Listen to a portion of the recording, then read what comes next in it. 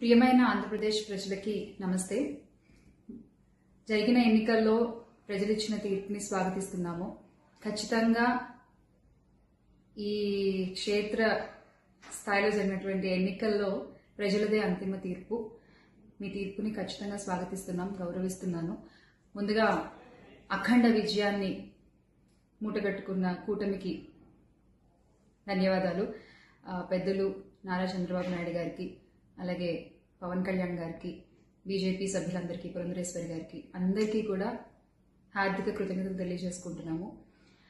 అలాగే వైసీపీ గెలుపు కోసం కష్టపడ్డ ప్రతి కార్యకర్తకి, ప్రతి ఒక్కళ్ళకి, వైసీపీ కుటుంబం మొత్తానికి కూడా పేరు పేరున ధన్యవాదాలు. ఎస్, ఓడిపోయాము, కానీ ఒకటి గుర్తుపెట్టుకోవాలి, గెలిచిన నాడు ఎప్పుడూ విర్రవీగలేదు విజయ గర్వంతో. ఓడిపోయిన నాడు ఏనాడు కూడా కుంగిపోలేదు. అలాగే ఈసారి కూడా మన జగన్మోహన్ రెడ్డి గారు మరింత బలాన్ని పుంజుకుని మళ్ళీ ఖచ్చితంగా మీ అందరి సపోర్ట్తో మనందరం కలిసి జగనన్నతో నడిస్తే ఖచ్చితంగా మళ్ళీ ఒక మంచి ప్రభుత్వంగా మనం ఏర్పాటవుతాము.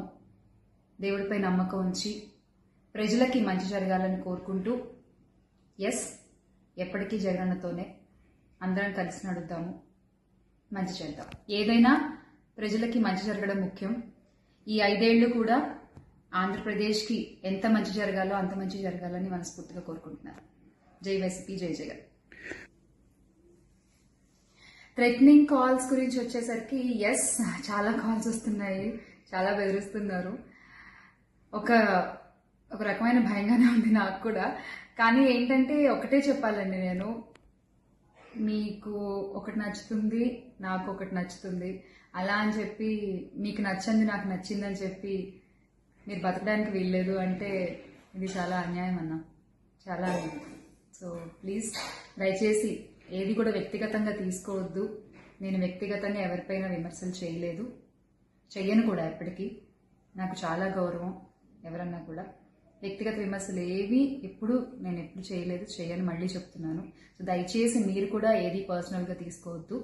ఎస్, ఒక పార్టీని గెలిపించేటువంటి ప్రయత్నంలో నేను ఎంత చేయాలో అంతా చేశాను, ఉన్నదే చెప్పాను, లేనిది ఎక్కడా మాట్లాడలేదు. దయచేసి దాన్ని అర్థం చేసుకుంటారని కోరుకుంటున్నాను.